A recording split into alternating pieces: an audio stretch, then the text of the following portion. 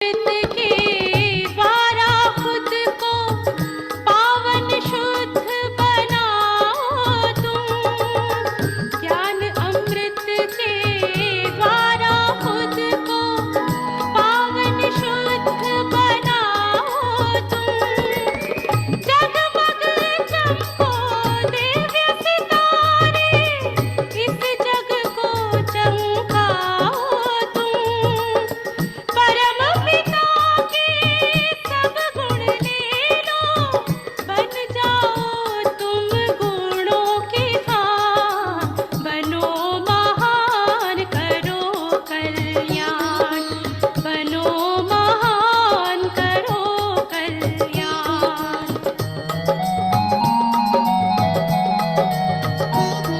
जगाओ ज्योति,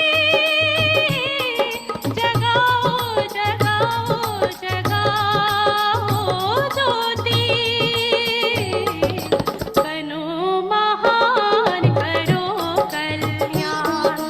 बनो महान, करो कल्याण।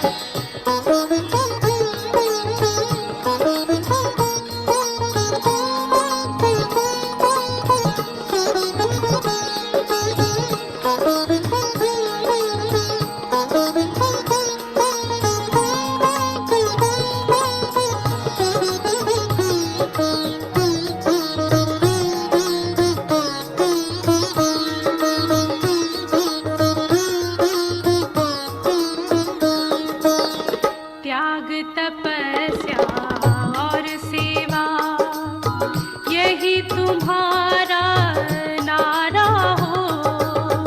त्याग तपस्या और सेवा, यही तुम्हारा नारा हो।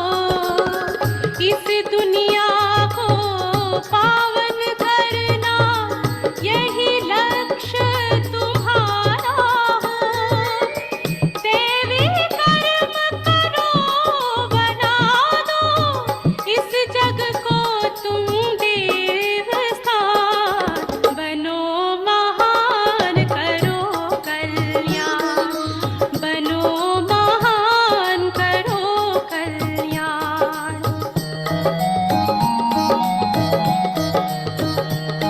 जगाओ ज्योति, जगाओ जगाओ जगाओ ज्योति। बनो महान, करो कल्याण। बनो महान, करो कल्याण।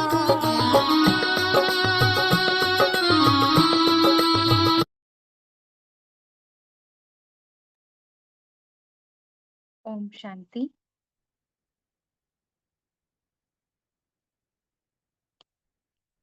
ॿुधंदासीं मिठड़े बाबल जा मिठड़ा महावाक्य।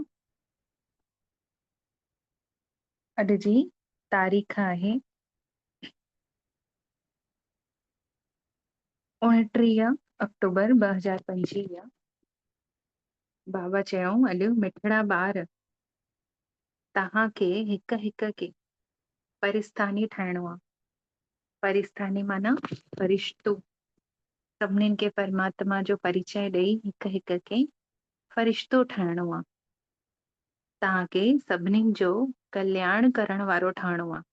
तव्हांजो कर्तव्य अथव ग़रीबनि खे साहूकार ठाहिण। स्थूल धन सां न, ज्ञान धन सां साहूकार ठाहिण। त जेके ज्ञानहीन आहिनि, जंहिंखे ज्ञान कोन्हे, त बाबा चवनि था ज्ञान धन, ज्ञान रूपी धन दान करे ग़रीबनि खे साहूकार ठाहिणो आहिनि। ग़रीब अर्थात जेके ज्ञान जी प्यासियूं आत्मा आहिनि। प्रश्न आहे अॼु जो, बाबा जो कहिड़ो नालो भले साधारण आहे लेकिन कर्तव्य महान आहे। बाबा जो कहिड़ो नालो भले साधारण आहे लेकिन उनजो कर्तव्य महान आहे। उत्तर में बाबा चवनि था कि बाबा खे जेको असां चईंदा आहियूं बागवान खिवैया, उहो नालो केतिरो साधारण आहे।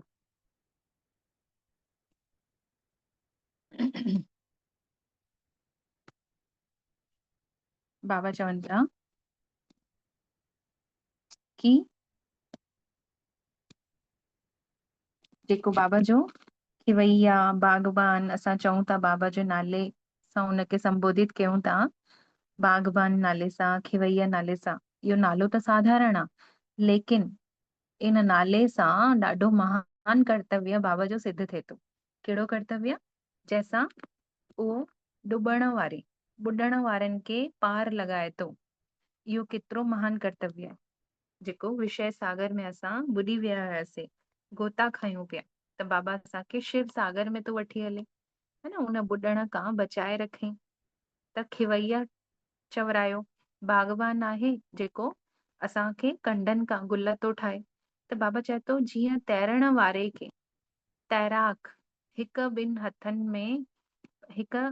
ॿिनि जे हथनि में पकड़े करे, जेको तैरण वारो हूंदो आहे उनखे तैराक छा कंदो आहे, पंहिंजे हथ में हथ पकड़े उनखे पार लॻाईंदो आहे। ईअं ई बाबा बि असांजे हथ में हथ मिलाए असांखे हिन पुरानी दुनिया खां पार लॻाए नई दुनिया थो वठी हले, स्वर्गवासी थो ठाहे। त बाबा चवनि था तव्हां बि पोइ बाबा वांगुरु पंहिंजो हथ ॿिए खे ॾियो था ऐं ॿिए खे हिन पुरानी दुनिया खां नई दुनिया में वञण जे लाइ पार लॻायो था। त तव्हां केरु ठाहियो? तव्हां बि मास्टर खिवैया चवरायो था। बाबा त खिवैया आहे ई, त तव्हांजो बि महान कर्तव्य अथव, मास्टर खिवैया चवरायो था, जॾहिं तव्हां बि निमित ठहो था कंहिंखे बि सहयोग करे या कहिड़े न कहिड़े माध्यम सां पार लॻाइण हथ पकड़े। त बाबा चवनि था हर एक जी नैया पार लॻाइण जो, हर एक खे नैया हुनजी पार लॻाइण जो रास्तो ॿुधाइणो आहे, है न। पोइ अगरि कोई सम्झे थो उहो रास्तो त ॿुॾण खां बची वेंदो, नथो सम्झे त हुनजी क़िस्मत। लेकिन बाबा चए थो तव्हांखे निमित ज़रूर ठाहिणो आहे, हर एक खे छा करिणो आहे? पार वठी हलण जो रास्तो ॿुधाइणो आहे। ओम शांति। यादि में त तव्हां ॿार वेठल आहियो, पाण खे आत्मा सम्झी वेठा आहियो, देह बि अथव गॾु, ईअं न कि देह जे बग़ैर वेठा आहियो, देह सहित वेठा आहियो, लेकिन बुद्धि सां पाण खे आत्मा अनुभव करे वेहो। परंतु बाबा चए थो देह अभिमान छॾे करे दैही अभिमानी ठही करे वेहो। दैही अभिमानी आहे शुद्ध ऐं देह अभिमान आहे अशुद्ध। पाण खे शरीर सम्झूं था त अशुद्ध चवरायूं था, ऐं अगरि पाण खे आत्मा सम्झूं था, हिन शरीर में विराजमान मां आत्मा आहियां, त शुद्ध चवरायूं था। बाबा चवनि था तव्हां ॼाणो था कि दैही अभिमानी ठहण सां असां शुद्ध पवित्र था ठही वञूं, देह अभिमान में अचण सां अशुद्ध अपवित्र ठही था वञूं, छोकी देह जा संबंध पुकारनि था, देह जो विकार पोइ वशीभूत था थी वञनि, है न। कोई बि जॾहिं विकार प्रवेश कंदा आहिनि त पहिरियों छा थींदो आहे? देह अभिमान ईंदो आहे, तॾहिं विकार ईंदा आहिनि, है न। चाहे वो कोई बि विकार छो न हुजे, पाण खे देह सम्झण सां ई विकार अचनि था। त बाबा चवनि था देह अभिमान आहे अशुद्ध अपवित्र, न, ऐं दैही अभिमानी आहे शुद्ध पवित्र। पुकारो बि था कि हे पतित पावन अचो, पावन दुनिया हुई न, हाणे पतित थी वई आहे, पोइ फिर सां पावन दुनिया ज़रूर अचणी आहे। छोकी जीअं ऋतुनि जो साइकिल हले थो, जीअं महीननि जो साइकिल हले थो, जीअं कंहिंजो साइकिल हले थो, सप्ताह जो साइकिल हले थो, है न। संडे खां पोइ वापसि मंडे ज़रूर अचणो आहे। वैसे ही बाबा चए थो पुरानी दुनिया खां नई दुनिया पुरानी थी वई, वरी पुरानी दुनिया खां नई दुनिया ज़रूर अचणी आहे। इहो सृष्टि जो चक्र त फिरंदो ई। मनुष्य, बाबा चवनि था हिन सृष्टि चक्र खे ॿियो कोई ॼाणे नथो सिवाय तव्हां ॿारनि जे। तव्हां कंहिंखे बि वञी करे सम्झाए सघो था, स्वदर्शन चक्रधारी आहियो न। बाबा चवनि था तव्हां हर हिक खे स्वदर्शन चक्रधारी ठाहे था सघो, है न। छोकी तव्हां हर हिकु स्वदर्शन चक्रधारी आहियो। स्वदर्शन चक्रधारी माना असांने पंहिंजो ई दर्शन कयोसीं कि मां ही आत्मा हिन धरा ते जॾहिं पहिरियों दफ़ो लथी हुयमि त दैवी स्वरूप में हुयमि, पोइ धीरे धीरे मां ही आत्मा हेठि किरी पियमि त मुंहिंजे ही जड़ चित्रनि जी पूजा थियण लॻी, पूज्य स्वरूप मुंहिंजो गायन हुयो ओॾी महिल, पोइ वरी मां ही आत्मा, है न, स्व जो दर्शन कयूं था न असां, मां ही आत्मा जॾहिं बाबा जो हथ पकड़ियो, हा? बाबा जो परिचय मिलो मूंखे, आत्मा जो परिचय मिलो, त मां ही ब्राह्मण ठवां थी, ऐं मां ही आत्मा पोइ हर कंहिंखे मदद करे सहयोग ॾेई फरिश्तो स्वरूप थी ठही वञा। फरिश्ते मां वरी वापसि निराकार स्वरूप, न बिंदु स्वरूप मां स्वरूप सां मां पंहिंजे घर परम धाम में वञी विराजमान थी थी वञा। त इहो असां पंहिंजो चक्र लॻायोसीं न, स्व जो दर्शन कयोसीं। त बाबा चवंदा तव्हां हर हिकु स्वदर्शन चक्रधारी आहियो, तव्हां स्व आत्मा जो तव्हांखे ऐं सृष्टि चक्र जो हाणे ज्ञान मिलियो अथव। ज्ञान कंहिंने ॾिनो? ज़रूर जेको स्वदर्शन चक्रधारी हूंदो उहो ई त स्वदर्शन चक्र जो ज्ञान ॾींदो, ऐं स्वदर्शन चक्रधारी कोई देहधारी त थी नथो सघे, चाहे उहो देवता ही छो न हुजे, न देवताउनि खे भले ॾेखारियो अथई स्वदर्शन चक्रधारी, लेकिन उन्हनि खे त हेठि किरण जो पतो ई नथो हुजे, त स्व जो दर्शन उहे कीअं कंदा? न ऐं हेठि किरण जो अगरि पतो हुजेनि कि अॻिते हली असांजी अञा अवस्था हेठि किरणी आहे, त पोइ दुख थी वेंदो, पोइ उहो ख़ुशी न रहींदा। जीअं हाणे असांखे पतो आहे कि असांजी अवस्था हाणे अॻिते हली सुधरणी आहे, असां मथे चढ़ंदासीं त केतिरी ख़ुशी हुजे थी पई।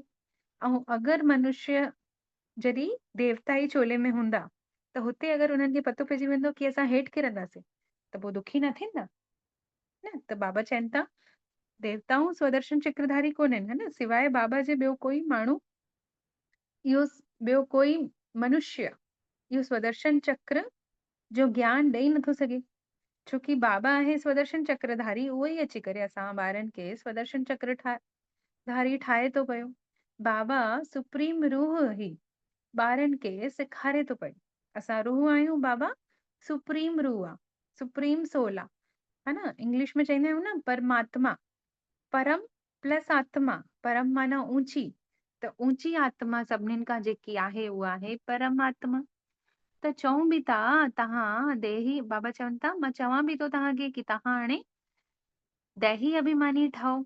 सतयुग में इहो ज्ञान अथवा शिक्षा ॾियण जी त कंहिंखे दरकार ई न हूंदी, छोकी हुते भक्ति बि कोन्हे ऐं ज्ञान जी बि दरकार कोन्हे, है न, छोकी उते दुख ई कोन्हे। त बाबा चवनि था श्रीमत ॾियनि था बाबा हिते ई असां ॿारनि खे संगम ते श्रेष्ठ ठहण जी। बाबा चवनि था तव्हां ॼाणो था कि असां कब्रिस्तानी थी विया हुयासीं, हाणे बाबा आयो आहे असांखे परिस्तानी ठाहिण। कब्रिस्तानी माना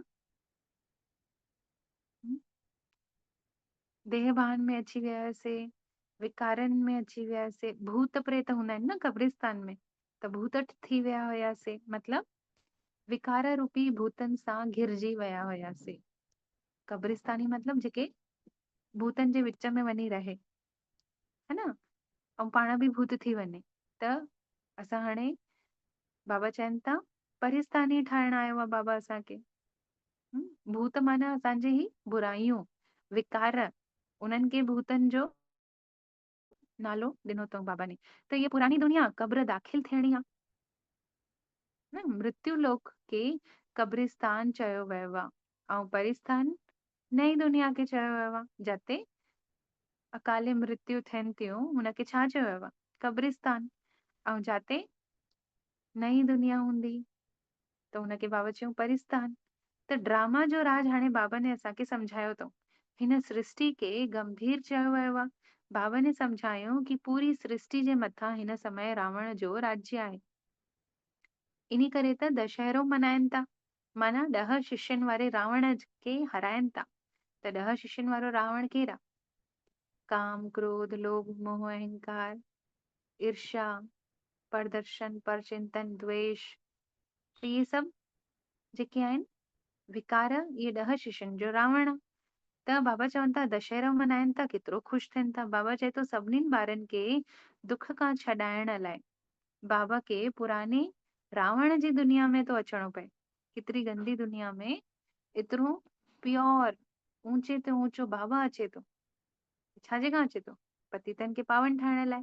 हिकु कथा ॿुधी अथव न, बाबा चवनि था कोई बि पुछेव कि पहले तव्हांखे सुख खपेव या दुख, त चओ कि सुख खपे।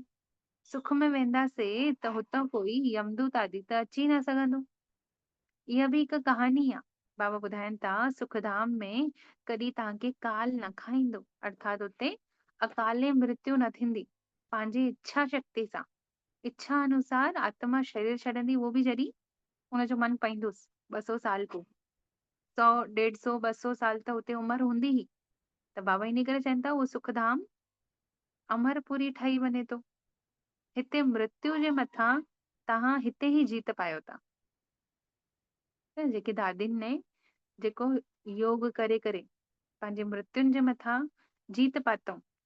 अंतिम समय दादी गुलज़ार जेकी हुई, जंहिंजो रथ है न, जेको ॿियो रथ परमात्मा जो चवरायो वियो, उन्हनि तेसि ताईं पंहिंजे देह जो त्याग न कई जेसि ताईं जेको डॉक्टर हुनजी हा, सेवा करेसि पियो या हुनजी देखरेख करेसि पियो, उहो अची न वियो घर मां। मतिलबु सुबुह खां वठी हुनजी हालत एतिरी बिगड़ी वियसि कि ॼाण शरीर छुटिजुसि ईअं लॻे पियो। लेकिन उहो पंहिंजे शरीर खे पकड़े वेठी हुई कि न, मां पंहिंजो शरीर छॾंदमि त डॉक्टर ईंदो, हुनखे ॾिसी करे पोइ ई छॾंदमि। डॉक्टर जी सेवा थियणी हुई ओॾी महिल। उहो डॉक्टर ओॾी महिल खां पोइ ज्ञान में अची वियो, छोकी साइंस जा जेके आहिनि उहे साइंटिफिक प्रूफ घुरंदा आहिनि न। उहे त ज्ञान योग खे ईअं न मञींदा डायरेक्ट, त उन्हनि खे साइंटिफिक प्रूफ खपे। त दादी हुनखे प्रूफ ॾेखारियईं डॉक्टर खे कि कीअं कंट्रोलिंग पावर योग करण सां एतिरो वधी वञे थो कि आत्मा पंहिंजे मृत्यु जे मथां बि जीत पाए सघे थी। एतिरी पावरफुल आत्मा मेडिटेशन सां ठहंदी आहे।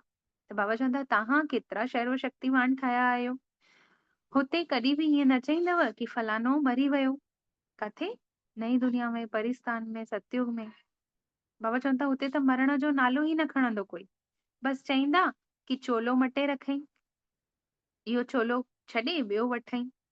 त जीअं नांग हूंदो आहे न, खाल मटींदो आहे, त तव्हां बि पुरानी खाल छॾे नई खाल वठो था पिया, नए शरीर में अर्थात अचो था पिया। खाल माना शरीर है न।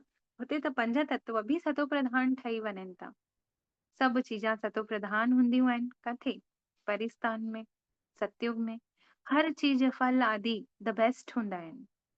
द बेस्ट माना हाणे ॾिसो, फल वल बि चऊं था खाऊं खाऊं सुठो आहे, लेकिन फल में बि केतिरो केमिकल विझी करे हुनखे पचाइनि था पिया, त अञा ई नुक़सान थो थी वञे, है न। केतिरी बीमारियूं थियनि थी पयूं, ख़ासि करके कन्याऊं महिलाउनि खे, छोकी हार्मोनल इम्बैलेंस थियनि था पिया ये केमिकल खाई करे ही। हर शइ में केमिकल, एतिरो ज्यादा केमिकल यूज़ थिए थो न कि शारीरिक नुक़सान थो थी वञे शरीर जो। त बाबा चवंदा हुते त हर चीज फल आदि सभु बेस्ट हूंदा, है न। हिते सुठो उगाइण जे लाइ खोड़ सारो खाद, यूरिक एसिड उहो हूंदो आहे जेको यूरिन में पायो वेंदो आहे, त उनखे आर्टिफिशियल तरीक़े सां उहो करे करे उनजी आर्टिफिशियल तरीक़े सां उनखे ठाहे करे यूरिया करके हिकु खाद ठाहींदा आहिनि, जंहिंमें एॾी गंदी बदबू हूंदी आहे। त उहो खाद विझंदा आहिनि त जंहिंसां जेके आहिनि न फल वग़ैरह सभु सुठे सां ज्यादा जल्दी वॾा थींदा आहिनि, ज्यादा सुठे रीति सां ग्रो कंदा आहिनि। त हिते जी सभु दुनियाऊं, हितां जी जेकी सभु शयूं आहिनि सभु अपवित्र थी वियूं आहिनि, यहाँ तक कि प्रकृति फल सभु। ऐं हुते बाबा चवनि था हुते प्रकृति बि सतो प्रधान हूंदी, फल आदि बि सभु द बेस्ट हूंदा। सत्युग खे चयो ई वियो आहे स्वर्ग।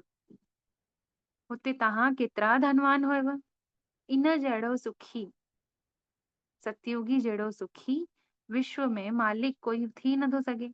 सतयुगी दुनिया में बाबा चवनि था जेके मनुष्य आहिनि उन जहिड़ो सुखी विश्व जो कोई मालिक कोई ठही नथो सघे।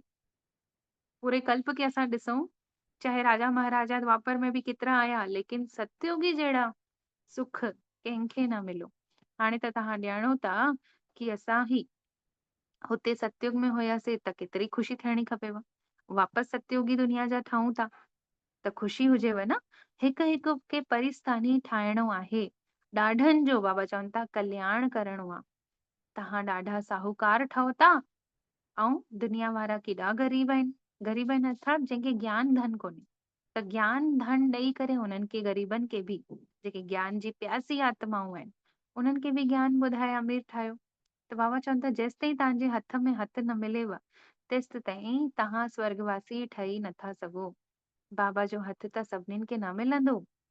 बाबा जो हथ तव्हां ॿारनि खे मिलियो अथव न, आत्मा जे नाते त परमात्मा जो हथ सभिनीनि खे मिलियो आहे। लेकिन बाबा ने ब्रह्मा बाबा जे द्वारा जंहिंखे अडॉप्ट कई, ब्रह्मा कुमारी जेके चवराइनि था, उन्हनि जे मथां बाबा जो, ब्रह्मा बाबा जो ॿिन्हिनि बाप दादा जो विशेष हथ आहे। बाबा चवनि था इहो हथ तव्हांखे मिलेव थो, तव्हां वरी ॿिए खे ॾियो था, है न? त पोइ ॿिए खे हथ ॾियो था, ॿिए खे बि तारण जे निमित ठहो था।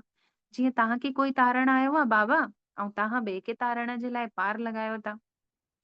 चवंदा आहियूं न कि जेको सुख ख़ुशी असांखे मिली आहे असां ॿिए खे बांटूं, ऐं अगरि सुख ऐं ख़ुशी बांटींदा आहियूं त वधींदो आहे। दुख अशांति बांटण सां छा थींदो आहे? उहो बि वधंदो आहे। ऐं सुख बांटण सां, ख़ुशी बांटण सां उहो बि वधंदी आहे। त छो न सुख शांति बांटूं, ख़ुशी बांटूं। जेको फ़ाइदो असांखे थिए थो उहो ॿियनि खे बि करायूं। बाबा चवंदा छो कि तव्हां मास्टर खिवैया आहियो, उन खिवैया जा संतान, मास्टर खिवैया। अनेकनि खे तव्हांखे खिवैया ठाहिणो आहे। तव्हांजो धंधो ई इहो अथव। असां हर हिक खे नैया पार लॻाइण जो रास्तो ॿुधाए थो बाबा। खिवैया जा ॿार असां खिवैया ठहूं था, असां ॿिए खे वरी रास्तो ॿुधायूं था। नालो केतिरो हल्को आहे भॻवान जो।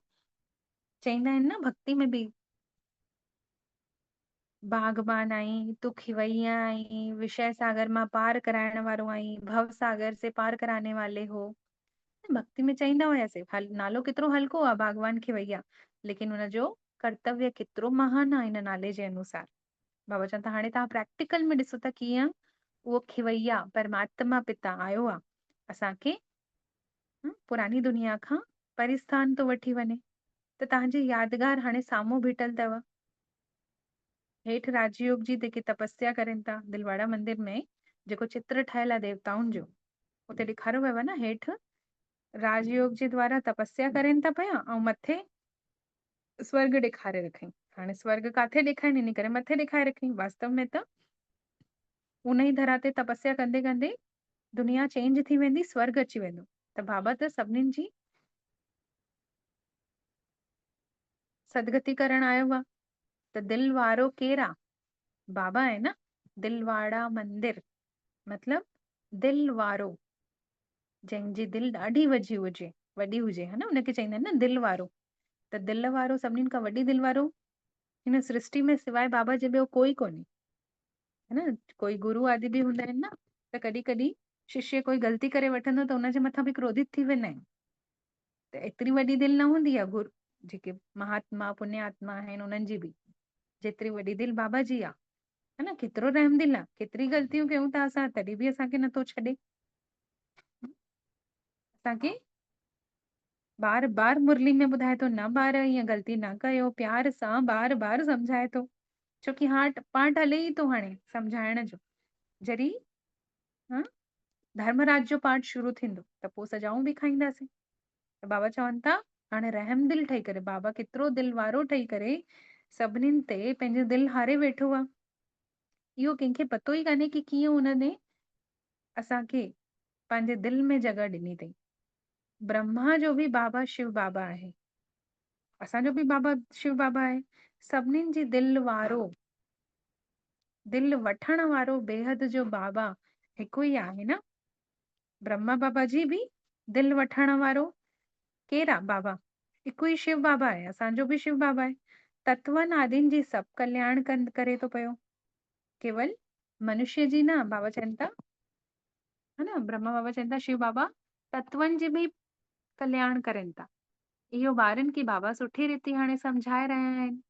जेके ॿिया धर्म वारा हूंदा आहिनि, शास्त्र आदि उन्हनि जा कायम अथनि। तव्हांखे त इहो ज्ञान मिले ई थो संगम ते, इहो कोई शास्त्रनि जो ज्ञान कोन्हे। इहो स्वयं परमात्मा हिन धरा ते अची करे डायरेक्ट ज्ञान ॿुधाइनि था। त पोइ वरी विनाश कीअं थींदो, इहो त कोई शास्त्र में न लिखियल आहे। शास्त्र त आहिनि, भक्ति मार्ग जी निशानी इहो आहे ज्ञान। फ़र्क़ु ॾिसो केतिरो आहे। शास्त्रनि में विनाश कीअं थींदो कॾहिं न ॿुधायो अथनि, है न। भक्ति अथाह आहे, देवी नादी जी पूजा में केतिरो ख़र्चो कयो था? कल्ह विद्या दीदी रोडू शाम जी 5 वारी क्लास में ॾाढी सुठी ॻाल्हि ॿुधाई कि जेकी हिक माता पुछियईंसि दीदी खां, नयो कोर्स कयो अथऊं ॿारनि, उन मां हिकिड़ी माता पुछियईंसि दीदी खां कि मतलब जेको इहो शास्त्रनि जो ज्ञान आहे, इहो जेकी भगवत गीता बाबा इन लाइ चईंदो आहे कि हीअ ॾाढी ऊची आहे, ये ॾाढी श्रेष्ठ आहे, सर्व शास्त्रों में शिरोमणि आहे, त इन में कीअं ग़लति लिखिजी सघे थो पियो, है न? जंहिंखे पूरी दुनिया जा हिंदू धर्म वारा पूजनि था। त दीदी ने चई कि जॾहिं इहा गीता लिखिजी त ओॾी महिल लिखई केरु? चयो वियो आहे न गीता केरु लिखई? गणपति गणेश ने लिखई ऐं वेद व्यास ने उच्चारण कई।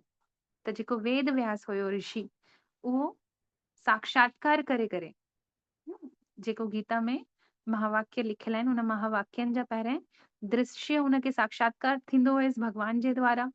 भगवान उनखे दिव्य दृष्टि ॾिनी हुईसि, जंहिंसां उहो साक्षात्कार कंदो हुयो। साक्षात्कार करे जेको बि दृश्य उनखे ॾिसणु ईंदो हुयसि, उहो लिखाईंदो हुयो, गणपति खे ॿुधाईंदो वेंदो हुयो, ऐं गणेश जी उहा लिखंदो वियो। त गणेश लाइ चयो वियो आहे कि उन्हनि गीता लिखई, है न? ऋषि वाल्मीकि व्यास ने उच्चारण कई। असां त स्कूल में इहो पढ़ियो आहे कि ऋषि वाल्मीकि व्यास ने ही लिखई, परंतु शास्त्रनि में लिखियल आहे कि गणपति ने लिखई ऐं वेद व्यास ने उनजो उच्चारण कई। त जेके ऋषि वेद व्यास हुया, है न, उनखे गणपति जी चईंदो अथसि कि मां न एकदम फास्ट लिखण वारो आहियां, जाते तूं स्टॉप थे, है न? ऋषि खे चईंसि कि जाते तव्हां स्टॉप थींदव, जाते तव्हां चवण बंदि कंदव, उतां मां उथी करे पोइ भॼी वेंदमि। त छा कंदो आहे वेद व्यास? जॾहिं दृश्य हुनखे ॾेखारे ॾींदो अथसि पहिरियों ॿियो, त पोइ जेसिताईं उहो सम्झे उन दृश्य खे, जेसिताईं मुंहं मां कुझु निकिरेसि ज्ञान, तेसिताईं गणपति खाली वेठो ई रहिजी वियो। लेकिन हुनखे छोकी हुन चयल हुयसि कि जाते तव्हां मुंहुं बंदि कयव, जाते तव्हांजो ॻाल्हाइण बंदि थियो हिकु बार शुरू थियण खां पोइ, त पोइ मां छॾे हली वेंदुमि, मां न लिखंदुमि। छोकी इलाही फास्ट लिखंदो हुयो गणपति। त पोइ छा कंदो आहे जेको ऋषि वेद व्यास हुयो, जीअं हुनखे जीअं साक्षात्कार थियुसि, उन चई मां हुनजी जेकी व्याख्या आहे उहा बाद में पाण ई कंदमि, उनखे सुठे रीति सां सम्झी करे बाद में सम्झी करे लिखंदमि, या हाल फिलहाल त जेको मां दृश्य ॾिसां थो उहो त लिखाए वठां। त उहो जेको दृश्य ॾिसंदो हुयो उन अनुसार उहो लिखाई, ऐं गणपति ने उन ई अनुसार उहो लिखंदो वियो। त जीअं जीअं चाहींदो वयुसि लिखंदो वियो। पोइ वरी जाते कुझु सोचण जो टाइम हुनखे लॻेसि पियो कि मां हिन दृश्य खे पहिरियां सम्झां त सही कि भॻवान ने मूंखे छा साक्षात्कार कराई। त दृश्य खे जेसिताईं उहो सम्झे, मुंहुं बंदि थिएसि पियो, त गणपति हुनखे वार्न करेसि पियो कि मां हली वेंदुमि। त उहो वरी पोइ जल्दी उच्चारण कंदो वियो। तंहिंजो मतिलबु उन्हनि गीता खे यथार्थ रीति सां स्पष्ट न करे करे ईअं ई बसि ॿुधाईंदो वियो। त पोइ गणपति ने हुनखे जीअं जीअं ॿुधाईंदो वियो उअं ई लिखंदो वियो। त पोइ जॾहिं उहो स्पष्ट करणु वेठो त हिक हिक सेंटेंस जा, हिक हिक अक्षर जा हुनखे 4 मीनिंग, 4 मतिलब उन जा निकिरण लॻा। हाणे जीअं शास्त्रनि में लिखियल आहे, गीता में लिखियल आहे कि कोई शास्त्र में लिखियल आहे कि जीअं हाणे कोई बि अगरि उल्टो सुल्टो कर्म कंदव त ॿिए जनम में गधे जो जनम मिलंदो। त गधे जो जनम मिलंदो माना हिकु हूंदो आहे शरीर सां गधो ठहिण, ऐं ॿियो टाइप जो गधो कहिड़ो हूंदो आहे?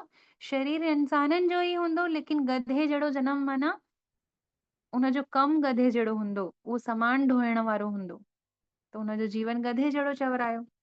त ईअं ई हिकु हिकु लाइन जा अनेक अर्थ निकिरण लॻियसि जॾहिं उहो गीता पढ़णु वेठो ऋषि वेद व्यास त सोचणु लॻो अरे ही त पूरी गीता ई हाणे ईअं थी वई। त उन्हनि छा कई, पोइ पंहिंजो जेको दृश्य हुन ॾिठई होॾी महिल जेको सम्झ अचेसि उहो सम्झ, बाद में त पूरी तरह सां न अचेसि।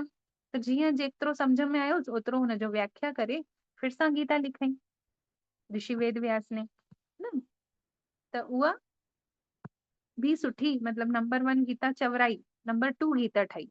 पोइ धीरे धीरे पोइ उन ई गीता जा कोई कुझु अर्थ कढी करे पंहिंजो दिमाग सां कुझु कुझु जोड़ींदा विया, कुझु जोड़ींदा विया, ऐं पोइ वरी 3, 4, 5 ईअं गीता ठही वयूं। ईअं शास्त्र अनेक ठाहींदा विया। त हर कंहिंजी मत बुद्धि, हर कंहिंजी मत थोड़ी थोड़ी मिक्स थींदी वई। आखिर देहधारियुनि जी मत मिक्स थी न।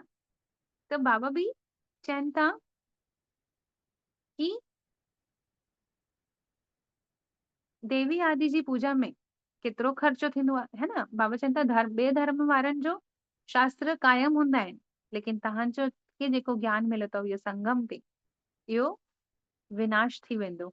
इहो कॾहिं इन जो शास्त्र न ठहींदो, है न? इहो कॾहिं ऐं जेकी गीता ठही आहे न, इहा हिन महिल जी ही संगम जी ही यादगार आहे, जो ओॾी महिल ऋषि वेद व्यास खे साक्षात्कार थियुसि, हुनने थोरो लिखईं, हुनखे जेतिरो यादि आयुसि।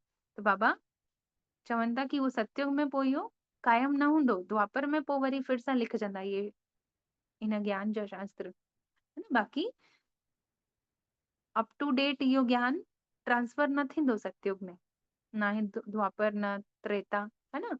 नए रीति सां फिर सां लिखजंदो, लेकिन पूरो सेम हीअं मुरली न हूंदी जेकी मुरली संगम ते असांखे मिली, पोइ वापसि अॻिले कल्प में संगम ते ई मिलंदी। बाक़ी जेके धर्म जा शास्त्र हूंदा आहिनि उहे धीरे धीरे कल्प कल्प छा थींदा आहिनि, उहे कायम हूंदा आहिनि, उहे ट्रांसफर थींदा वेंदा आहिनि, लेकिन उन्हनि जो विनाश न थींदो, लेकिन हिन ज्ञान जो विनाश थी वेंदो, छोकी इहो ज्ञान आहे, उहा भक्ति आहे। बाबा चवनि था कि देवी जी जेकी पूजा आहिनि करनि था, उन में केतिरो ख़र्चो करनि था, इन सां छा थो मिलेनि? अल्पकाल जो सुख। जंहिंजी जीअं भावना हुजे थी त उन हिसाब सां हुनजी भावना पूरी बि थिए थी, मनोकामना बि पूरी थिए थी। देवियुनि खे सजाइनि था, कोई खे त साक्षात्कार बि थिए थो देवियुनि जो, त ख़ुशि था थी वञनि। बाबा चवनि था लेकिन हुन में फ़ाइदो कुझु बि कोन्हे। मीरा खे बि कृष्ण जो साक्षात्कार थियुसि भक्ति में, न? सभिनीनि खां नंबर 1 भक्त फीमेल भक्त मीरा हुई, ऐं मेल्स में नंबर 1 भक्त केरु आहे?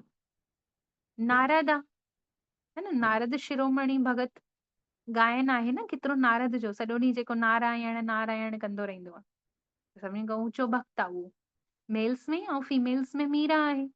उन्हनि ने साक्षात्कार कयो, है न? नारद मुनि ने नारायण जो साक्षात्कार कई ऐं मीरा ने कृष्ण जो कई, लेकिन छा मिलियो? कुझु बि न, सदगति त न मिलनि। बाबा चवनि था तव्हां ॿारनि में बि नंबर वार आहिनि, माला जा दाना त ॾाढा ठहंदा आहिनि, है न? मथे बाबा गुल आहे ऐं युगल उनजी मेरू आहे, न? गुल ऐं युगल के पोइ वरी सभु चुमींदा आहिनि, माला जेको 108 जपींदा आहिनि, त जॾहिं 108 जी माला पूरी थींदी आहे त लास्ट में मेरू ऐं शुरू में गुल हूंदो आहे, त मेरू ऐं गुल ॿई इकट्ठे हूंदा आहिनि ऐं हुनजे विच में सभु पूरी माला हूंदी आहे। त असां बि मम्मा ऐं बाबा जे विच में मणका आहियूं, माला जा मोती आहियूं। त हिक हिक दाणे खे बाबा नमस्ते करे थो, रुद्र यज्ञ रचे थो, त उन्हनि में बि जास्ती पूजा कंहिंजी कयो था? शिव जी। सालिग्रामनि जी एतिरी पूजा न थींदी आहे जेतिरी शिव जी थींदी आहे। पूरो ख्याल शिव जी तरफ़ ई रहे थो, छोकी शिव बाबा द्वारा ही सालिग्राम तिखा ठहिया आहिनि, अर्थात शिव बाबा जे द्वारा असां ॿार जेके आहियूं उहे ई सालिग्राम ठहिया आहियूं तिखा। त बाबा चवनि था तव्हां हाणे पावन ठहियो था, पतित पावन बाबा आयो आहे तव्हांखे मास्टर पतित पावन ठाहिण, मतिलबु तव्हां वरी ॿिए खे पतित पावन ठाहियो था। अगरि कंहिंखे रास्तो नथा ॿुधायो त पाई पैसे जो बि पद मिली वेंदव, है न? त कंहिंखे बि रास्तो ॿुधाइणो आहे, जेको खज़ानो ख़ुशी जो असांखे मिलो, नई दुनिया में वञण जो रास्तो असांखे मिलो, असां वरी ॿिए खे ॿुधायूं। त बाबा चवनि था उहो बि घटि थोरी आहे, सभिनीनि खां फादर त ऊंचो आहे, सभिनीनि जो हिकु ई आहे। भले पाई पैसे जो बि पद मिले थो, उहो बि ऊंचो आहे हितां खां, न? आखिर पद तो मिलियो न, कुझु त मिलियो न, लेकिन न मिलण खां त सुठो आहे। लेकिन तॾहिं बि बाबा हुनखे चवंदा आहिनि मोचड़ो खाई करे मानी मिले त छा मतिलबु? कोई अगरि मोचड़ो हणी करे पोइ मानी ॾे त उहा वणंदी? त श्री कृष्ण जे लाइ बि थोड़ी चईंदासीं, श्री कृष्ण कंहिंजो फादर थोड़ी ई ठहींदो। श्री कृष्ण लाइ ईअं थोड़ी चईंदासीं कि उहो सभिनीनि जो फादर आहे, छोकी उहो त पाणे ई बाल रूप में ॾेखारियो वियो आहे, हुनजी पूजा थिए थी, हुनखे झूलो झुलाइनि त माताऊं हुनखे ॿार पंहिंजो ठाहे करे हुनखे पाण सां गॾु घुमाईंदियूं आहिनि, कोई कोई माताऊं, एतिरी भावना हूंदी अथसि कृष्ण में माताउनि जी। त ॿारनि खे फादर थोड़ी चयो वेंदो, फादर त चयो वेंदो जॾहिं उहो युगल ठहे, ॿार पैदा करे। त ॿार वरी भॻवान जा कीअं पैदा थींदा? जॾहिं युगल ब्रह्मा खे ठाहे करे असां ॿारनि खे अडॉप्ट करे थो, जेको ॿियो कोई करे ई नथो सघे। बाक़ी त कोई बि बुज़ुर्ग के बापूजी न चईंदासीं। न जंहिंजो जेको एडॉप्ट कंदो स्त्री खे ॿार पैदा कंदो उनखे ई त फादर चईंदासीं न, बाबा चवनि था। इहो शिव बाबा त सभिनीनि जो फादर हिकु ई आहे, बाबा, है न, बाप आहे। ॻायो बि था कि ब्रदरहुड अर्थात भाईचारो असांखे मेंटेन करणो, आत्मा जे नाते असां सभु भाई भाई आहियूं। ईश्वर खे सर्वव्यापी चवण सां फादरहुड थी थो वञे।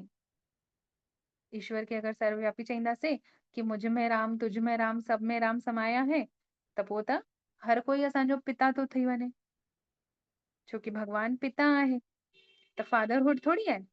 हिते त असांजो ब्रदरहुड आहे, भाई भाई बि चऊं था लेकिन ईश्वर खे सर्वव्यापी चऊं था, त केतिरी वॾी ग़लती करे वरिती आहे, है न। भाई भाई जे नाते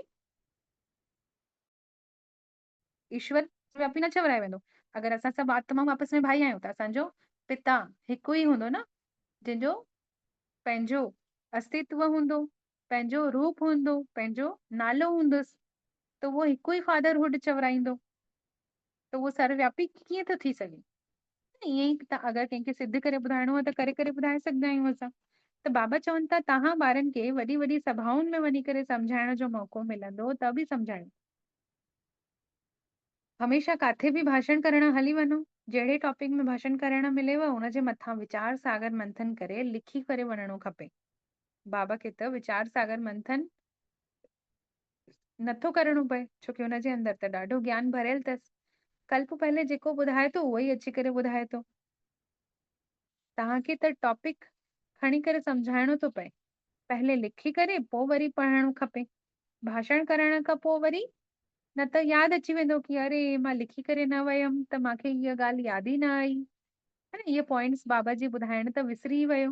बाबा चईंदो आहे काथे बि वञी करे भाषण कयो न त पहिरियों पहिरियों परमात्मा जो परिचय ॾियो कि परमात्मा आहे केरु, काथां जो रहण वारो आहे, त इहो सम्झो था न। बाबा चवनि था कोई न कोई पॉइंट्स विसरी वञे थी, इन करे बाबा चईंदा आहिनि कि काथे बि चवण वञण खां पहिरियों, ज्ञान ॿुधाइण वञण खां पहले लिखी करे वञो। ऐं ॿी ॻाल्हि चईंदा आहिनि पाण खे आत्म अभिमानी समझी करे ज्ञान ॿुधायो। पाण खे आत्मा समझी करे ज्ञान ॿुधायो त तीर लॻंदो, त कॾहिं विसरंदव बि न। अहिड़ो अहिड़ो समाचार बि कोई कोई लिखे थो पियो बाबा खे कि बाबा ज्ञान विसरी वियो, यादि ई न आयो जेॾी महिल चवणो हुयो, ज्ञान ॾियणो हुयो। त पहले पहले सभिनीनि खे बाबा चवनि था चवणो आहे कि तव्हां आत्मा समझी करे वेहो, त तव्हां बि आत्मा अविनाशी आहियो, असां बि आत्मा अविनाशी आहियूं। असां आत्मा में बाबा करे ज्ञान ॾेई रहिया आहिनि। बाबा चवनि बि था कि मांखे यादि करण सां तव्हांजा विकर्म विनाश थींदव। कोई बि देहधारी खे यादि न कयो, पाण खे आत्मा समझो ऐं परमात्मा पिता खे यादि कयो। त असां छोकी असां कंहिंजा ॿार आहियूं, उन परमात्मा पिता जा।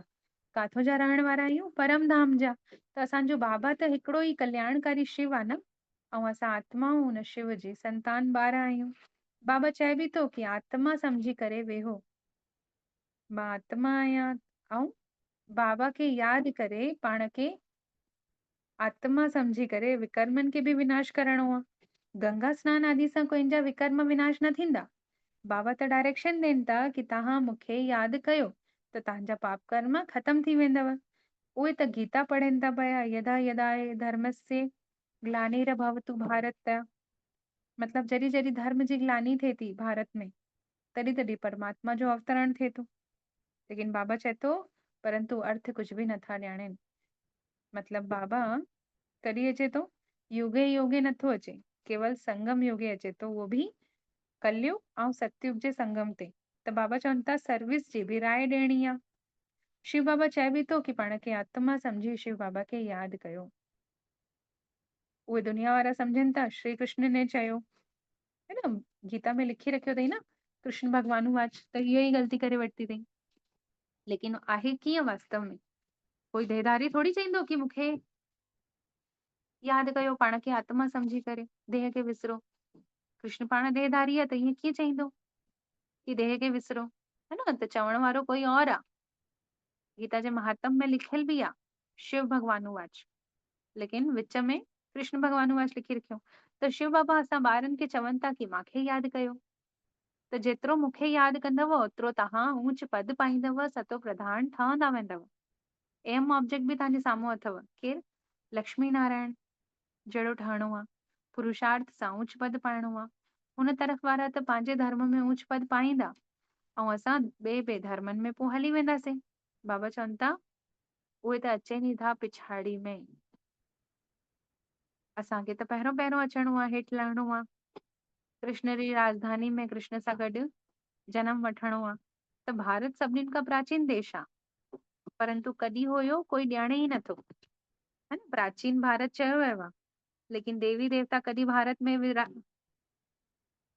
शासन कंदा हुया कंहिंखे पतो ई कान्हे, है न। उन्हनि खे भगवत भगवती बि चयो वियो आहे, जेके भारत में पहिरां निवास कंदा हुया। परंतु बाबा चए थो भगवान भगवती त कंहिंखे चई नथा सघो। वास्तव में भगवान त हिकु ई आहे, मां आहियां। बाबा चए थो बाक़ी त तव्हां सभु ब्राह्मण आहियो।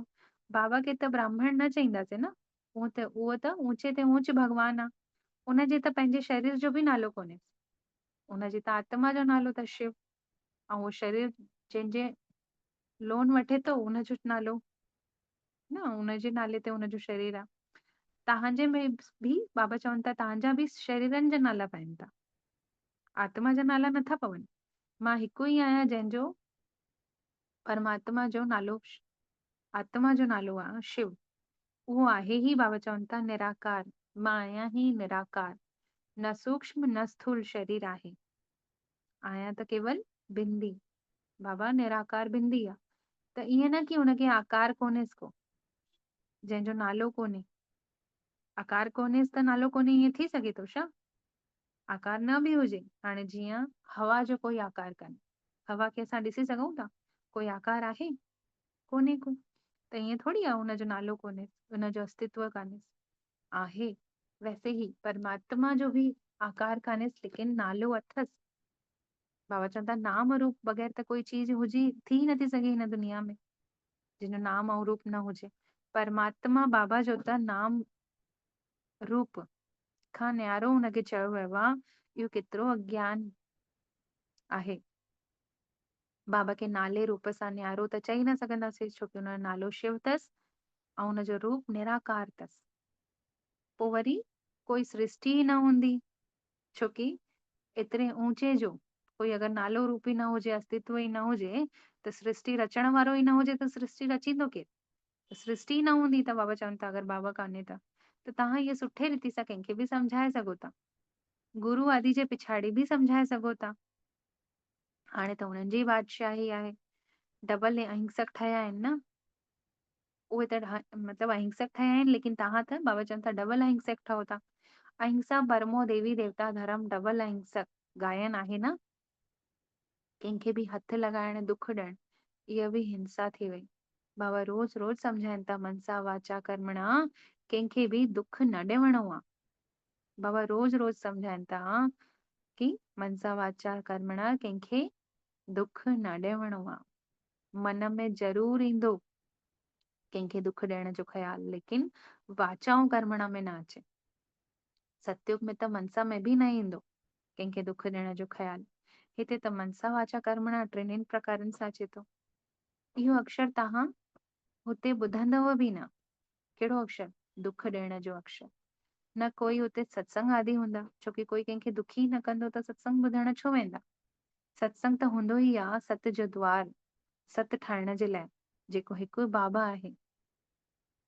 बाबा वेही करे नर खां नारायण ठाहे थो, कथा ॿुधाए थो, जंहिंसां तव्हां नारायण ठहियो था। भक्ति मार्ग में सत्यनारायण जी कथा बेड़ो पार करण लाइ ॿुधंदा आहियो। तव्हांजो ही यादगार अथव न, दिलवाड़ा मंदिर, ॾिसो केतिरो सुहिणो आहे। ज़रूर संगम युग ते दिलि खई हूंदई न, तॾहिं त दिलवाड़ा मंदिर नालो पियो। आदि देव ऐं देवी हिते वेठल आहिनि। कहिड़े? दिलवाड़ा मंदिर में आदि देव देवी ॾेखारियो अथऊं। आदि देव केरु आहे? ब्रह्मा बाबा, आदि देवी मम्मा। ऐं यज्ञ में यज्ञ रचनि था, हुनमें चङा ई ॿार वेठा आहिनि।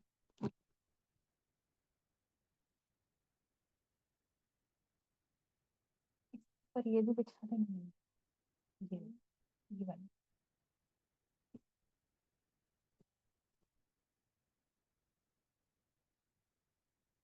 त बाबा चवनि था इहो तव्हांजो ई यादगार अथव जेको दिलबाड़ा मंदिर में आदि देवी देवी वेठा आहिनि, आदिदेव आदि देवी वंडर आहे न। लक्ष्मी नारायण जे मंदिर में वेंदव त तव्हां चईंदव कि असां हेड़ा ठहूं था।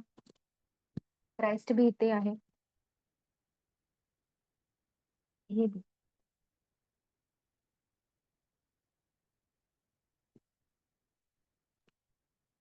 दो तो खोल, इसमें से और निकालो। त बाबा चवनि था क्राइस्ट खे बि ॾेखारो वियो आहे हिते। क्राइस्ट बग़ैर रूप में बि आहिनि। ॾाढा ई चवनि था कि क्राइस्ट हाणे बग़ैर रूप में बि आहे। लेकिन बाबा चए थो क्राइस्ट काथे न काथे जनम वठी करे इहो ज्ञान ॿुधाईंदो हूंदो। तॾहिं त पंहिंजे धर्म में वञी करे ऊंचो ठहींदो, है न। जेसिताईं इहो ज्ञान कोई न ॿुधंदो ऊंचो ठही न सघंदो। पंहिंजे धर्म में बि हुनखे ऊंच पद इन लाइ मिलेसि थो छोकी कॾहिं न कॾहिं हुनने इन ई ज्ञान खे सुठे रीति सां खयो हूंदई, काथे न काथे उहो ज्ञान ॿुधंदो हूंदो। परंतु जेके क्राइस्ट जे फॉलोवर्स आहिनि उहे सम्झनि था क्राइस्ट अदृश्य रूप में आहे। लेकिन बाबा चए थो क्राइस्ट हिन धरा ते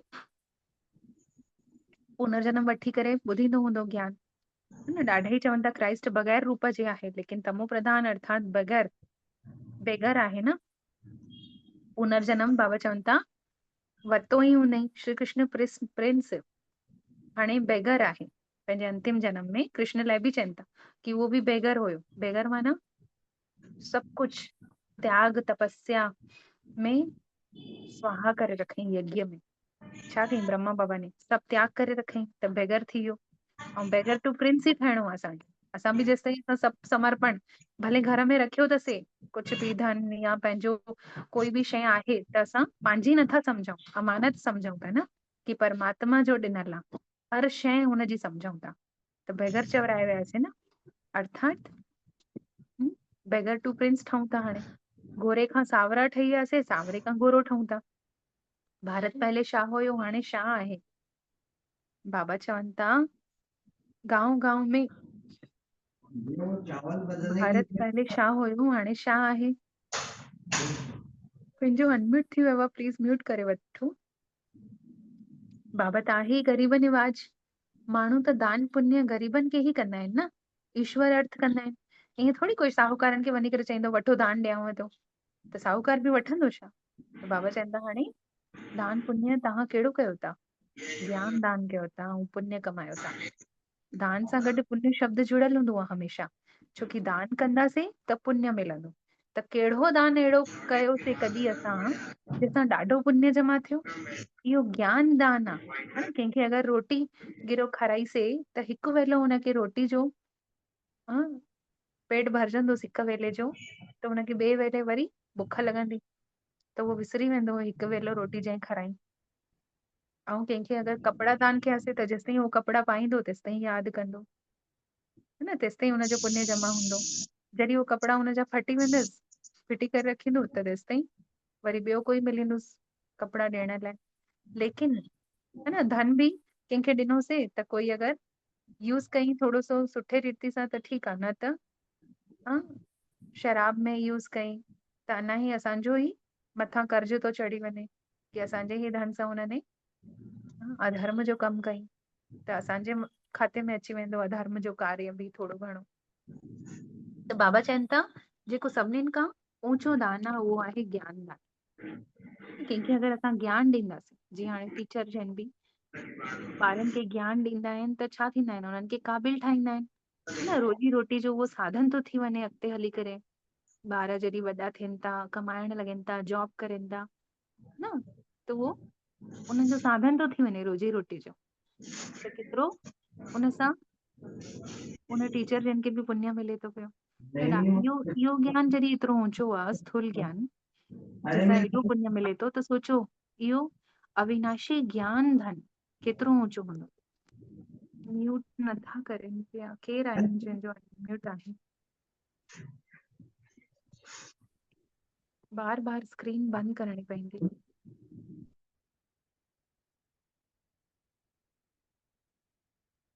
त ज्ञान जेको आहे इहो अविनाशी ज्ञान अगरि दान कयोसीं त सोचो केतिरो पुण्य जमा थींदो।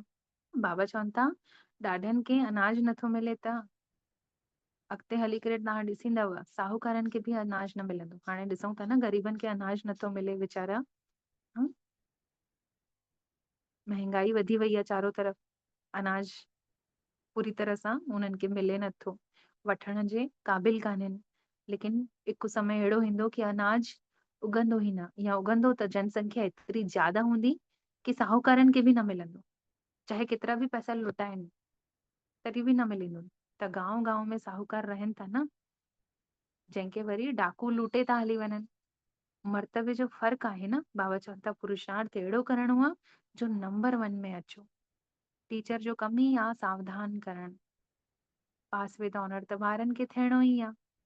बाबा चवनि था इहा आहे बेहद जी पाठशाला। बाबा असांजो टीचर आहे, असां आत्माऊं कि बाबा सावधान करणो आयो आहे, ऐं असांखे ई पास विद ऑनर थियणो आहे हिन ई पाठशाला में। कहिड़ी पाठशाला? ईश्वरीय विश्वविद्यालय जंहिंखे चयो वियो आहे न। इहा आहे ही राजधानी स्थापन करण जे लाइ राजयोग, जेकी असांखे राजाउनि जो राजा ठाहे थी। पोइ वरी पुरानी दुनिया जो विनाश थी वेंदो, न त राजाई काॾों ईंदी।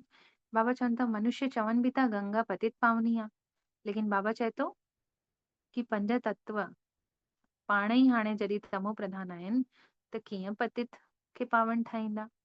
पूरो गंद किचिड़ो आदि पए थो हिन 5 ई तत्वनि में, चाहे धरती हुजे चाहे आकाश हुजे। आकाश खे बि न छॾियो, हाँ स्पेस में या आकाश में छा था करनि जेके विमान आदि उड़ाइनि था पिया, एरोप्लेन वग़ैरह, उहो बि त पॉल्यूशन क्रिएट करे थी न आकाश में, हवा में। त मछलियूं आदि बि पाणी में रहनि थियूं, त पाणी बि जीअं हिकु दुनिया आहे। पाणी में बि केतिरा जीव रहनि था, वॾे वॾे सागर में बि केतिरो भोजन मिलंदो आहे। त हिकिड़ो प्रकार सां सागर बि गांव ठही वियो न। गांव में पोइ वरी पतित पावन कीअं चईंदासीं गांव खे?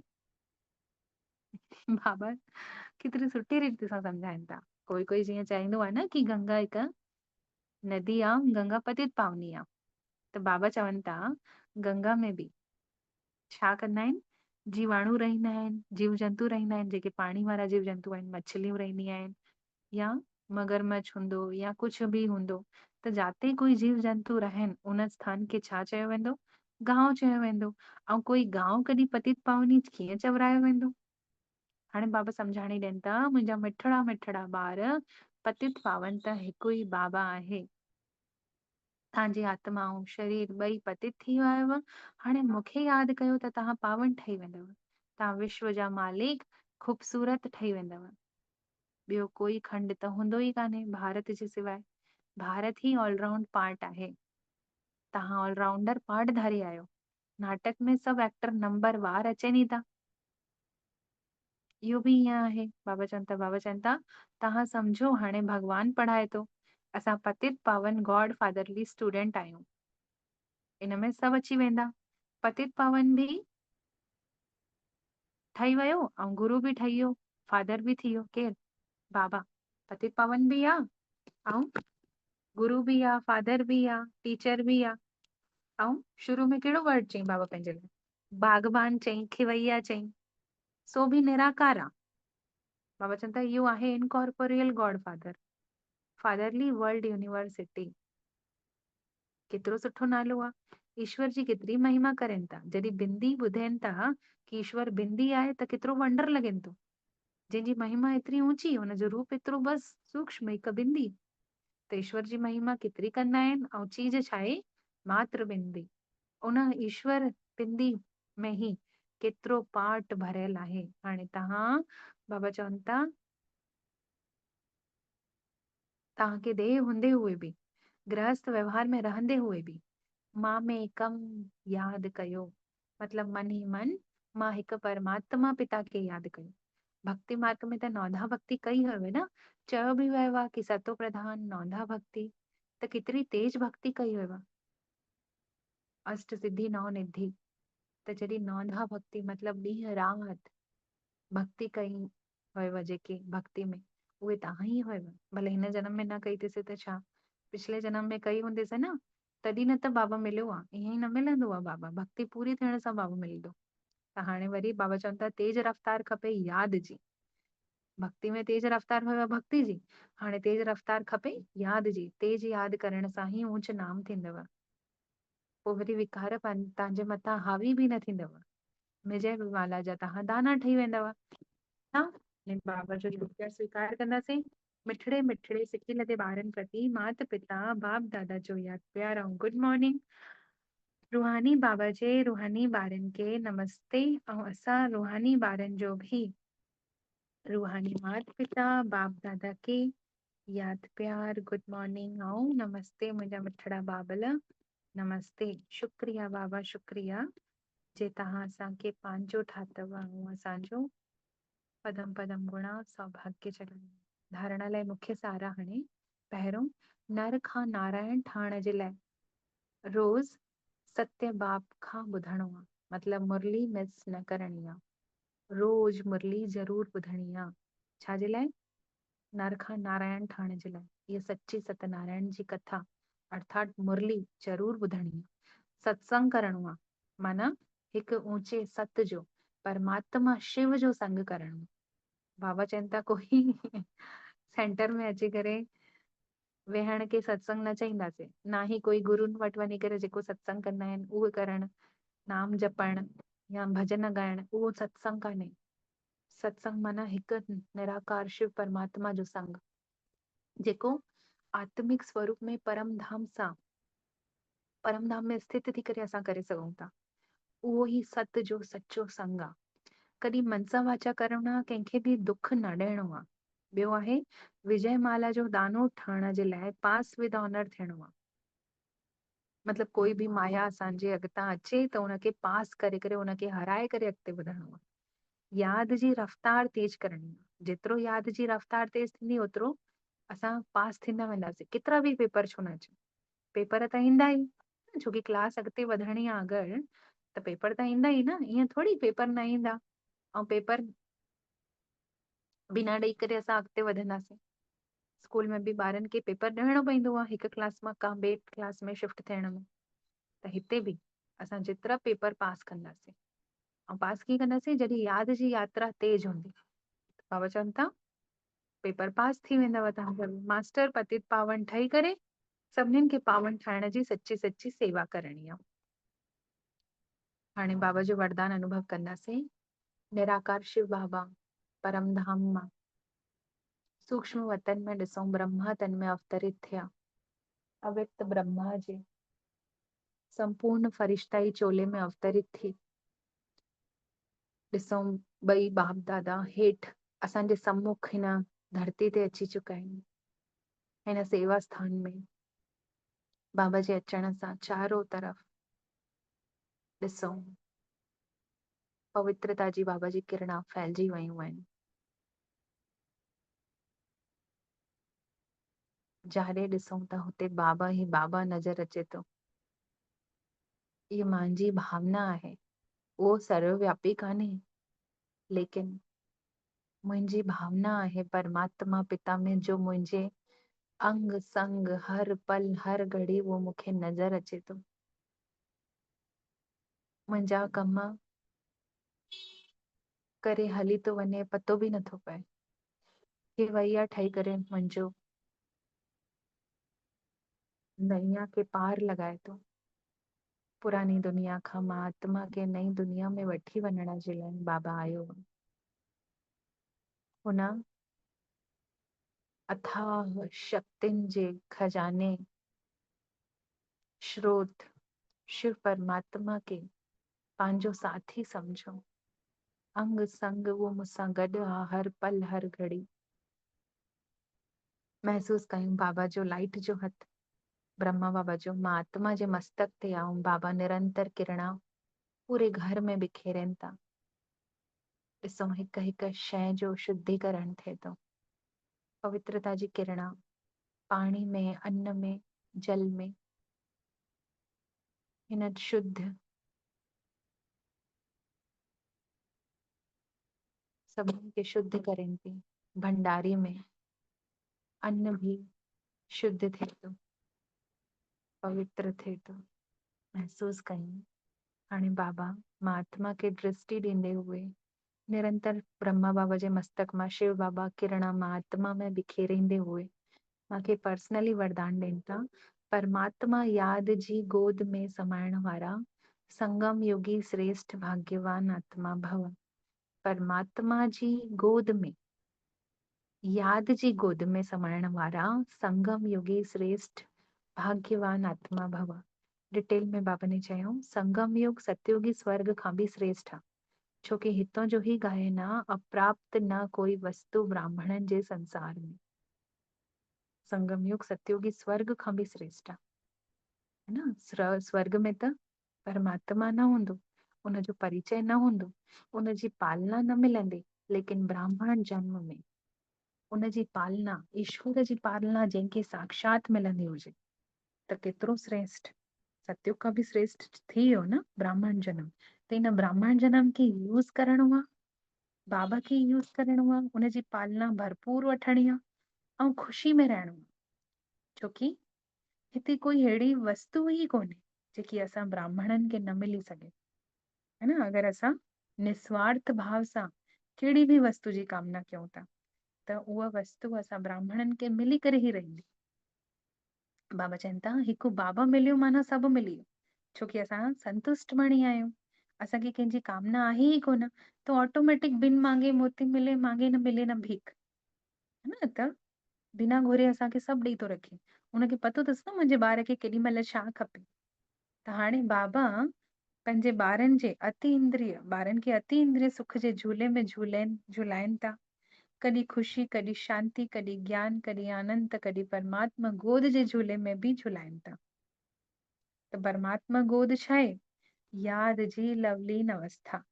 जॾहिं असां याद जी लवलीन अवस्था में टिकी था वञूं, मतिलबु परमात्मा जी गोद में वेठल आहियूं, त इहा गोद सेकेंड में छा कंदी?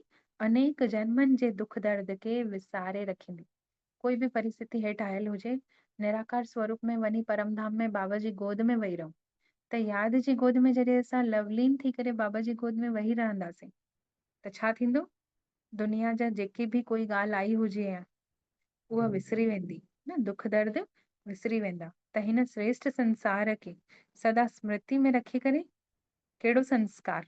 ब्राह्मण संस्कार खे सदा स्मृति में रखी करे पाण खे भाग्यवान आत्मा समझो ऐं भाग्यवान आत्मा ठहो।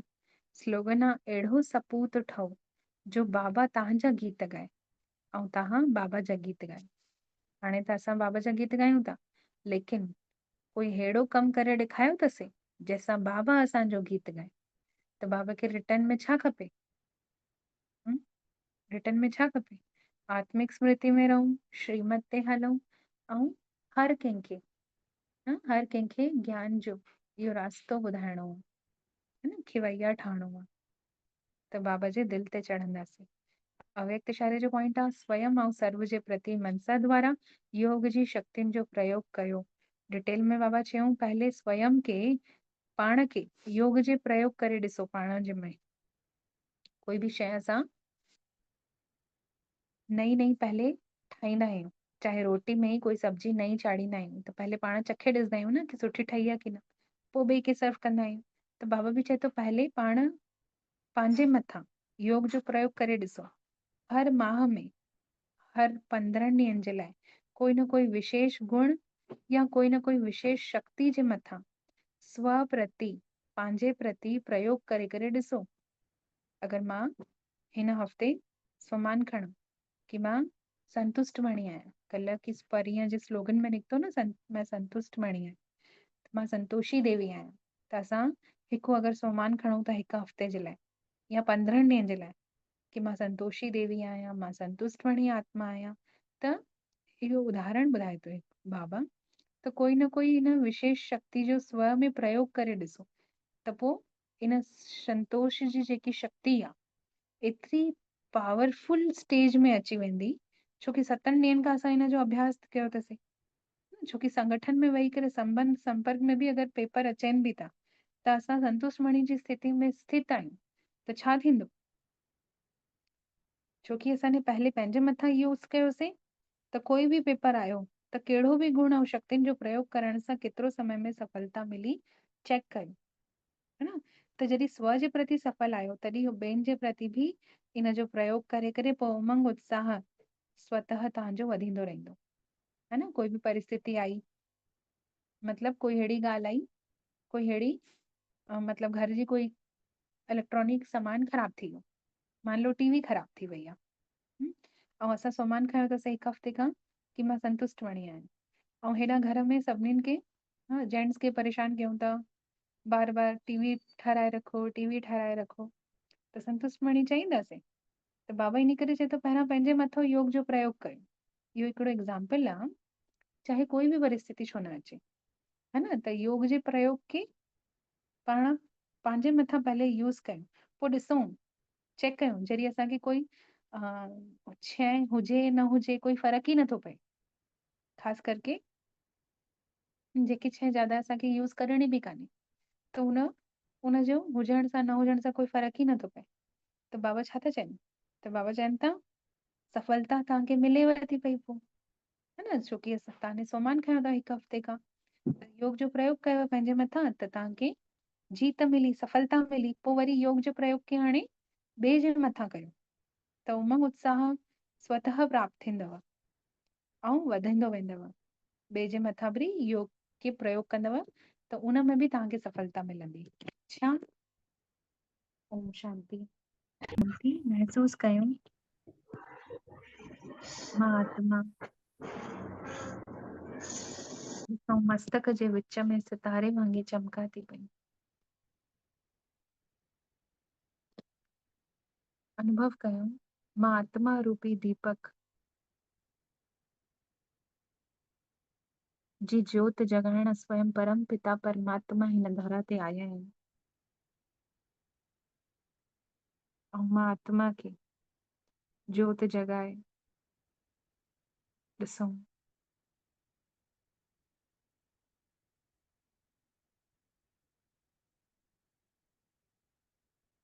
मुंहिंजी ज्योत खे प्रज्वलित करे आत्मिक स्मृति पावरफुल करे रखियो। बाबा भागवान खिवैया ठही आयो आहे असां आत्माउनि खे पतित पावन ठाहिण, असांखे मास्टर खिवैया ठाहे थो, असां भी निमित ठहूं था अनेकनि खे पतित पावन ठाहिण जे, छोकी उन्हनि जेको उपाय ॿुधाई पतित खां पावन ठहण जो एकमात्र उपाय, पाण खे आत्मा समझी मनी मन उन हिकु परमात्मा पिता खे उन जे स्वरूप में, उन जे स्थान में, घर में उनखे यादि करणो आहे। केवल हिन हिकु उपाय सां ही जन्म जन्मांतर जा विकर्म विनाश थियनि था। त हलऊं सेकंड में हिन देह खे छॾे पंहिंजे उन निराकार लोक में, जाते मां आत्मा निराकार स्वरूप में हुयमि, जाते मुंहिंजो कोई नालो ही कोन्हे, भले मुंहिंजो निराकार रूप आहे लेकिन मुंहिंजो कोई नालो कोन्हे। महसूस कयूं सेकंड में मां आत्मा परम धाम में पहुची वयमि ऐं उन परमात्मा पिता जे याद रूपी गोद में वेठल आहियूं। महसूस कयूं केतिरो न सुकून मिले थो उन जे याद रूपी गोद में। मां आत्मा लवलीन अवस्था जो अनुभव कयां थी। महसूस कयूं परमात्मा जी अथाह किरणा मां आत्मा में पवन थियूं, मुंहिंजा जन्म जन्मनि जा विकर्मनि जो बोझ विनाश थो थिए। बाबा मूंखे पतित खां पावन ठाहे परिस्थानी ठाहे थो। मां बाबा जो सपूत ॿार ठही करे बाबा खां भरपूर थी करे ॾिसूं अनेकनि खे परमात्मा जी किरणा वठी अनेक आत्माउनि खे परमधाम मां ही बिखेरूं था किरणा ॾिसूं। हिकु हिकु आत्मा ते इहे किरणा पहुचनि थियूं ऐं हिकु हिकु आत्मा खे रस्तो ॿुधाइनि थियूं सेंटर जो। हिकु हिकु आत्मा खे परिचय मिलनि थो परमात्मा पिता जो, उन सच्चे सत जो संग करे करे परमात्मा जी याद जी गोद उन्हनि आत्माउनि खे बि मिले थी वञनि। उहे बि सुखी थी वञनि, संगम योगी श्रेष्ठ भाग्यवान थी वञनि। मां भी संगम योगी श्रेष्ठ भाग्यवान आत्मा आहियां। ऊंचो मुंहिंजो नालो, ऊंचो मुंहिंजो कम। पाण खे ब्राह्मण समझो, श्रेष्ठ ब्राह्मण परमात्मा जी रचना आहियां मां। पहिरीं रचना, नए युग जी पहिरीं रचना, मां ब्राह्मण भाग्यवान आत्मा आहियां। ऐं महसूस कयूं अनेकनि खे इहो रस्तो ॿुधाए सभिनीनि जो कल्याण करूं था। खिवैया ठही विया आहियूं, निमित ठही विया आहियूं सभिनीनि खे पतित पावन ठाहिण जे। महसूस कयूं मां संगम योगी श्रेष्ठ ब्राह्मण आहियां। अप्राप्त कोन्हे कोई वस्तु हिन ब्राह्मण जन्म में मूंखे। बाबा मिलो, सभु मिली वियो। महसूस कयूं उन बागवान खे पंहिंजे अंग संग अनुभव कयूं कि हर पल हर घड़ी वो मुंहिंजे अंग संग आ। भले सर्वव्यापी कोन्हे, लेकिन मुंहिंजी भावना आहे जो मूंखे वो हर जगह नजर तो अचे।